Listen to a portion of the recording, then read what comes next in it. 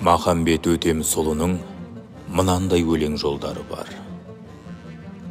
Арқаның қызыл изені, басы күрдік, түбарал, қыдырашалар аруана. Еліңде қария болмаса, жастарың болар дивана. Бір сынаған жаманды екінші қайтара сынама. Тірлікте сыйсыз ағайын, құм құйылсын көзіңе. Өлгенде бекер, жылама. Міне, мағынасы осынша терең, ешқандай ұлтта жоқ. Тілдік қоры өте бай, қазақ деген халықтан шыққан Махамбет батырдың осы бір шумақ өлең жолдарын шет елдің менмін деген небір білгір ғалымдары қанша әрекеттенсе де аудара алмаған.